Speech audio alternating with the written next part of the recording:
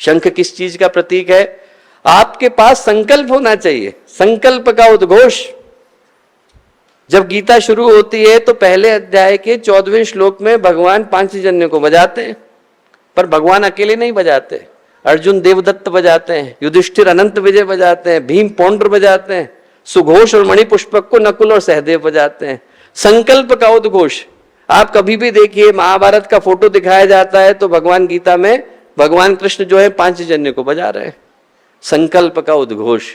चक्र सक्रियता का प्रतीक है, गदा कठोरता का प्रतीक है, पद्म कोमलता का प्रतीक है। यदि किसी के जीवन में सुव्यवस्था आती है तो चारों गुणों का होना अनिवार्य है। एक अच्छा मैनेजमेंट, एक अच्छा एडमिनिस्ट्रेशन तभी है जब व्यक्ति के पास चारों चीजें हैं। संकल्प का उद्घोष है, सक्रियता है, उसके अंदर कठोरता है और कोमलता है। जिसके पास ये चारों चीजें आ गई, वैष्णवी शक्ति का अवतरण हो गया। फिर शांभवी, भगवान ब्रह्मा की शक्ति ब्राह्मी, भगवान विष्णु की शक्ति वैष्णवी, शंभु की शक्ति शांभवी। शव को शिव बनाने वाली, मुर्दे को जिलाने वाली, शिथिल को सक्रिय बनाने वाली। जिसके पास ये शक्ति है उसके जीवन में सक्रियता अपने आप आ जाती है। भगवान शिव के दोनों ही रूप है। एक रूप में तो वो कैलाश पर निवास करते हैं, कल्याण का प्रतीक बनते हैं, और एक रूप में शमशान में रहते हैं, चिता की भस्म को धारण करते हैं, गले में उनके मुंडमाल है। उनके सहयोगियों के रूप में रुद्र हैं, वीरभद्र हैं, काल भैरव हैं।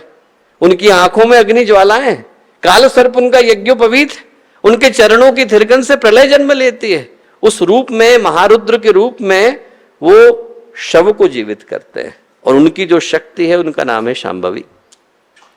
हमारे जीवन में जो भी शिथिलता है, जो भी निष्क्रियता है, जो भी जड़ता है, उसको सदा के लिए खत्म कर देने का काम शांभवी करती है। जो आदि शक्ति से जुड़ा उसके जीवन में प्रज्ञा का अवतरण हुआ। जो ब्राह्मी से जुड़ा उसके जीवन में विवेक का अवतरण हुआ। जो वैष्णवी से जुड़ा उसके जीवन में सुव्यवस्था का अवतरण हुआ। जो शांभवी से जुड़ा उसके जीवन में सक्रियता का अवतरण हुआ। इसीलिए वृषभ के रूप में बैठे। वृषभ वाहन है। वृषभ किस चीज का प्रतीक होता है? व्यक्ति सक्रिय है, इस चीज का प्रतीक क्या है? प्रमाण इस चीज का क्या है? 3 गुण उसके पास होने चाहिए, श्रम, साहस और धैर्य। श्रम करने की क्षमता होनी चाहिए, साहस होना चाहिए और धैर्य होना चाहिए। हाथ में त्रिशूल है, अज्ञान अशक्ति अभाव को मारने के लिए, और तृतीय नेत्र खुला हुआ है। उस जगत का ज्ञान इधर लेकर के आती हैं जो हमारी दृष्टि से ओझल है। आदि शक्ति, ब्राह्मी, वैष्णवी, शांभवी। आप लोग यहां से निकलें तो एक बार ब्रह्मवर्चस्व में जरूर होकर के आए, देख करके आए कि गुरुदेव ने किस भाव के साथ ब्रह्मवर्चस्व में इन शक्ति धाराओं को प्रतिष्ठित किया। आदि शक्ति, ब्राह्मी, वैष्णवी, शांभवी। जब व्यक्ति इन सारी चीजों को अपने जीवन में धारण करता है तब वेदों को समझ पाने की सामर्थ्य विकसित हो पाती।